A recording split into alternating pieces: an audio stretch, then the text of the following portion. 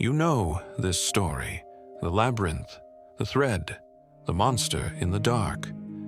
Athens gave Theseus everything: temples, feast days, a founding myth sharp enough to outlast the city itself. They called him the hero who united Attica, the king who brought law where there was only blood, the man who walked into the dark and came back carrying the light. But here is the question they never put on the pedestal. If Theseus was the kind of man who kept his word, why did everyone who trusted him end up alone? The statues lied about him. Here's the truth. Theseus was born into a problem. His mother was Aethra, daughter of the king of Troezen. His father, or one of them, was Aegeus, king of Athens, who left before the child could walk. Aegeus hid a sword and a pair of sandals beneath a great rock at the edge of the city, and told Aethra that when the boy was old enough to lift the stone alone, he should take the tokens and come find him.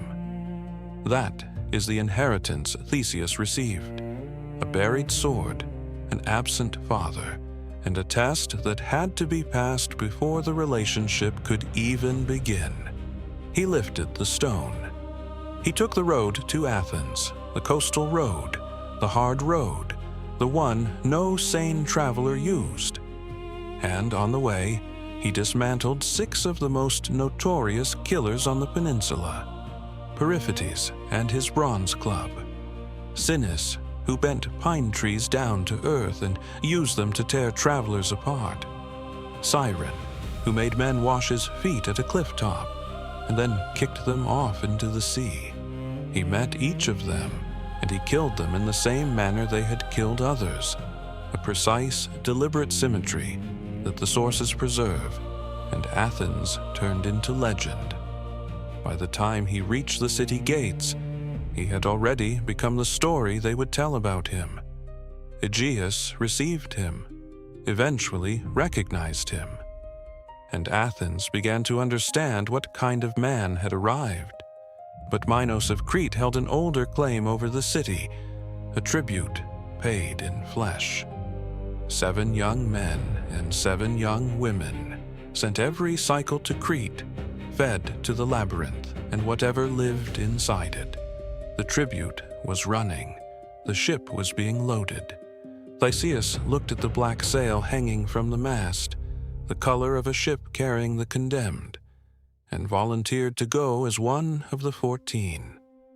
He promised Aegeus that if he survived, he would raise a white sail on the return voyage so the king could see hope before the harbor. Aegeus watched him sail away, and he went to the cliff above the sea to wait. In Crete, a princess helped him. Ariadne, Minos' own daughter, gave Theseus a ball of thread and told him exactly what to do. Tie one end at the entrance to the labyrinth. Keep the thread in your hand as you go in. The monster lives at the center. Kill it, and the thread brings you back out. She did not do this for love of Athens. The sources are clear that she wanted Theseus to take her away with him, to marry her, to bring her home. She was buying passage off an island she could no longer live on once she had betrayed her father. The thread was the price of the bargain. Theseus agreed. He went in. He killed the Minotaur. He followed the thread back out. He took Ariadne and the other Athenians to his ship, and they left Crete behind in the dark. They stopped at Naxos. And when the ships sailed again, Ariadne was not on them. She was standing on the shore. Plutarch records that some later sources tried to find an excuse, a divine command, a storm, an accident of navigation, but the oldest versions offer nothing that clean. The hero sailed. The woman who had saved him stood on an island she had never meant to stop at, watching the sails shrink to nothing. The ship was coming home.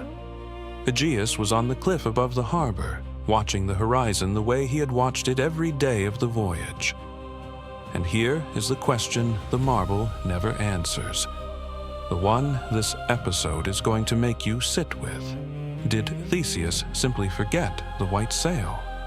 Or had he already proven once what he did when someone had served their purpose? Here is the moment the tradition needs you to misremember. Theseus had promised his father a signal. White sails if he lived, black sails if he died. It is in Plutarch. It is not obscure. Every Athenian schoolchild knew the bargain.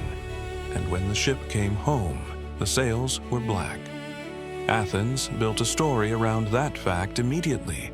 A story about grief, about the days of victory, about a young man so overwhelmed by triumph that the details slipped from him. A tragedy of forgetting, a tragedy of fate. But read what Plutarch actually records. There is no storm that delayed the change. No fog over the harbor, no fever, no wound, no messenger arriving at the wrong moment. Theseus had just navigated a labyrinth, killed its occupant, organized the escape of 14 survivors, and sailed across open water back to Attica. He was not a man who forgot things under pressure. He had forgotten nothing in Crete. He forgot one thing on the approach to Athens, the one thing his father was watching for. Aegeus had positioned himself on the cliffs of Sunion. Plutarch is explicit about this, and he had been watching the horizon every day of the voyage.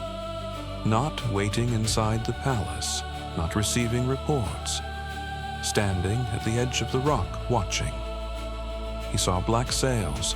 He threw himself into the water below, and Theseus sailed into the harbor. The hero who had just conquered the labyrinth could not spare a thought for the man on the cliff. Athens called this a tragedy. Athens built the man a temple. What Athens could not afford to say, what would have cracked the whole story open, is that the sails were not changed because Theseus did not change them. There was no other reason. And his father died, knowing his son was coming home. What follows is not a series of misfortunes. It is a pattern. Ariadne, who had given Theseus everything, the thread, the plan, the nerve to attempt the labyrinth at all, was left on Naxos while she slept. Plutarch records several versions of why, none of them from Theseus's mouth. She woke on a strange shore. The ship was gone. The sources disagree about what became of her after that, and that disagreement is itself a kind of cruelty. She is owed at least a settled ending, and even that was not given. Then there is Phaedra, then Hippolytus. Theseus believed a false accusation against his own son, called down a curse from Poseidon, and the boy died. Euripides gives us Theseus receiving the news. He is still alive to receive it. He had the wrong person killed by the right god, and lived to understand what he had done.